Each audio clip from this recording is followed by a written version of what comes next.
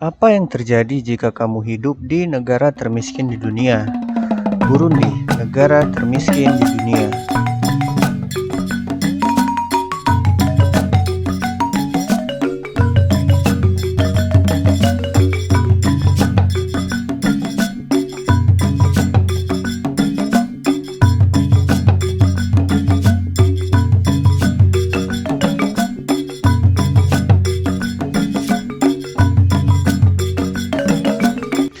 Kalau kamu ngerasa susah hidup di Indonesia, mungkin kamu harus banyak-banyak bersyukur. Mengapa begitu? Karena Indonesia bukanlah negara termiskin di dunia. Kalau kamu bertanya-tanya bagaimana rasanya hidup di negara termiskin di dunia seperti Burundi, kamu telah berada di video yang tepat. Perkenalkan, Burundi, negara termiskin dan paling tidak bahagia di dunia.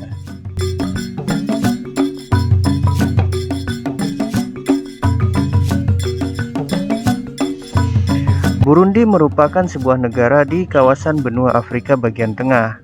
Negara ini berbatasan langsung dengan Rwanda di sebelah utara, Tanzania di sebelah timur, dan Republik Demokratik Kongo di sebelah barat, yang menyatakan kemerdekaannya pada 1 Juli 1962. Kalau kamu berpikir bahwa tinggal di negara termiskin di dunia akan membuat hidupmu sengsara, mungkin benar jika kamu adalah rakyat jelata yang tidak memiliki privilege apa-apa. Tapi kalau kamu terlahir di keluarga penguasa atau elit politik, ya mungkin ceritanya bisa berbeda. Jadi mari kita bayangkan jika kamu terlahir di keluarga rakyat jelata di negara termiskin di dunia, Burundi.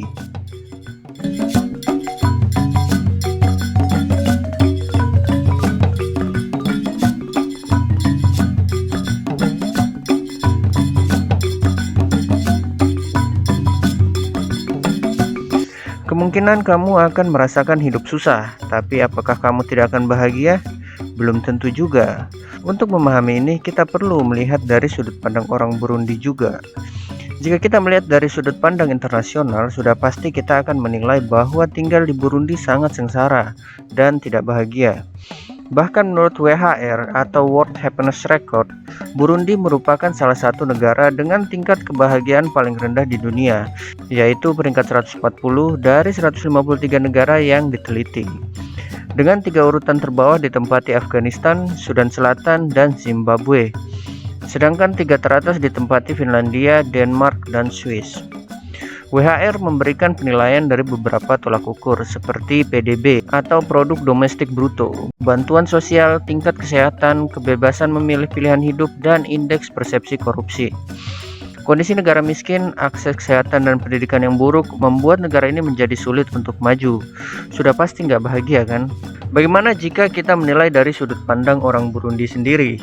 Apa mereka benar-benar tidak bahagia? Bagi orang asli Burundi yang lahir dan besar di sana, bahkan tidak memiliki kontak dengan dunia luar, tidak ada yang salah dengan kehidupan mereka. Pasti kamu mikir, miskin dan terbelakang kok merasa baik-baik saja? Kenyataannya seperti itu. Bagi orang asli Burundi, mereka menjalankan kehidupan normal dan mereka baik-baik saja. Mereka menjalani hidup sebagaimana orang tua mereka dan para pendahulu mereka hidup selama berabad-abad sebelumnya. Mungkin tidak ada yang berubah. Mengapa demikian? Pertama, kurangnya kontak dengan dunia luar atau dunia internasional. Kondisi miskin membuat Burundi memiliki infrastruktur buruk yang membatasi komunikasi dan informasi mereka dengan dunia luar. Meskipun ada infrastruktur komunikasi seperti internet, tak banyak orang Burundi yang mampu mengaksesnya. Kembali lagi, karena kondisi kemiskinan itu tadi. Faktanya, Burundi merupakan negara dengan akses internet terburuk di dunia. Hanya 3% dari masyarakatnya yang memiliki akses ke layanan internet. Hasilnya, mereka tidak punya pembanding dan tidak tahu perkembangan dunia luar seperti apa. Mereka dari dulu sudah miskin dan hidup dengan keterbatasan, membuat mereka merasa baik-baik saja karena mereka sudah hidup seperti itu sejak dulu. Kalau dipikir-pikir, ada sisi positifnya juga, tidak membandingkan kehidupan kita dengan orang lain. Namun negatifnya, kita akan sulit untuk maju dan berkembang. Kedua, akses pendidikan yang buruk. Kondisi miskin dan tradisional membuat tak banyak masyarakat Burundi yang dapat mengenyam pendidikan. Kondisi ini membuat mereka tidak memiliki keinginan untuk maju. Jika telah menemukan pekerjaan yang nyaman, meskipun tidak menghasilkan banyak uang, mereka akan terus melakukannya tanpa ada kepikiran untuk berkembang. Bisa dibilang mereka sudah cukup puas dan nyaman dengan kondisi mereka saat ini, sehingga merasa hidupnya baik-baik saja meskipun miskin. Jadi, apakah mereka bahagia? Menurutmu gimana nih guys? Mari kita bayangkan jika kamu terlahir sebagai orang Burundi.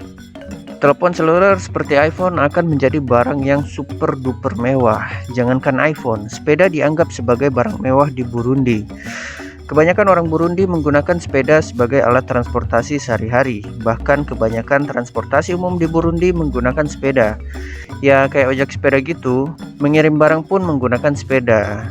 Ternyata ada fakta unik di balik ini. Pemerintah Burundi melarang penggunaan sepeda motor di negara Burundi. Alasannya tidak masuk akal nih guys, karena ditakutkan bisa mengorganisir pemberontakan dengan sepeda motor. Jika kamu tinggal di Burundi, kamu juga pasti akan hidup dari bertani.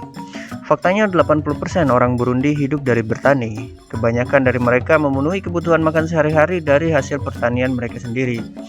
Namun beberapa dari mereka yang memiliki kelebihan hasil tani akan menjualnya. Pertaniannya pun masih sangat sederhana ala masyarakat yang sangat tradisional. Jika kamu seorang Burundian atau Burundi, kamu akan kesulitan mendapatkan akses air bersih dan toilet yang layak, kecuali kamu tinggal di pinggir danau atau kamu adalah orang yang kaya. Faktanya hanya 5% masyarakat Burundi yang memiliki akses ke air bersih dan fasilitas sanitasi. Gimana rasanya ya? Bisa dibayangkan nggak? Apakah kamu bagian dari 5% itu?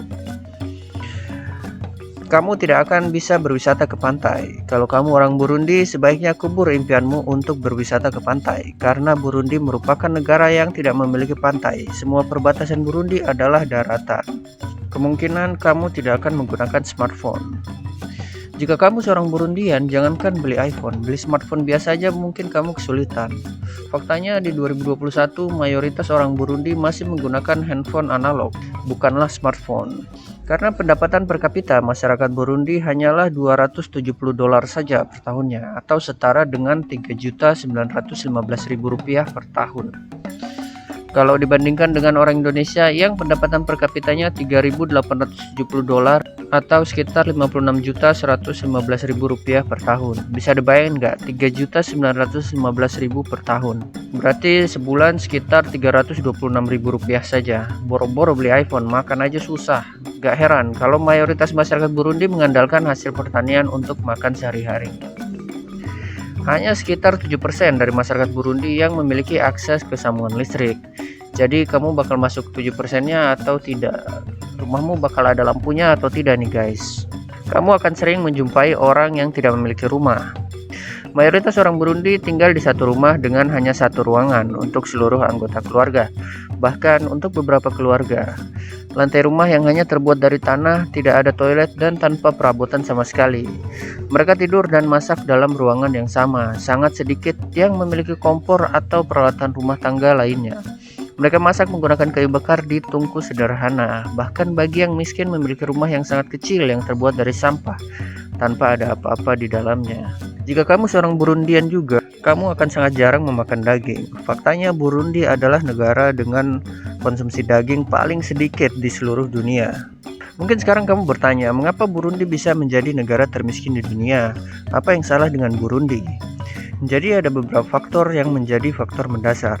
Pertama, akses pendidikan membuat masyarakat Burundi sulit menaikkan standar ekonominya. Faktanya kurang dari 1% masyarakat Burundi yang mengenyam pendidikan di perguruan tinggi.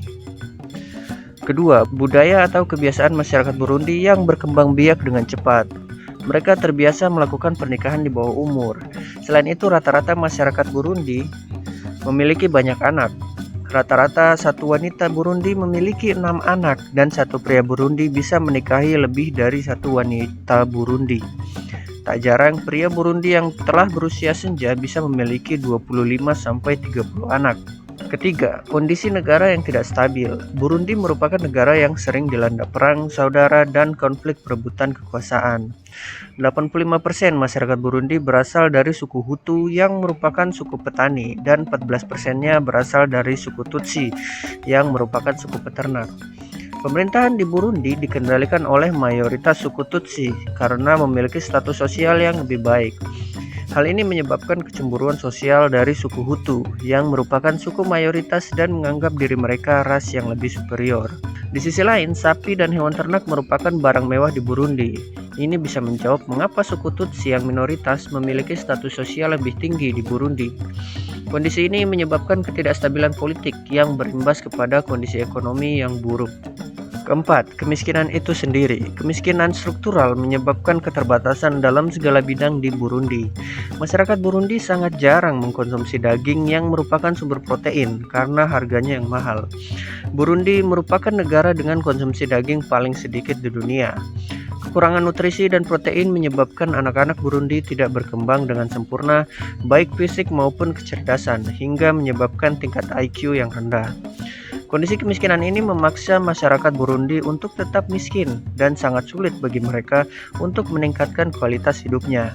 Bahkan, menurut World Food Program, 1 dari 5 anak Burundi meninggal dan tidak bisa mencapai umur 5 tahun karena kondisi malnutrisi.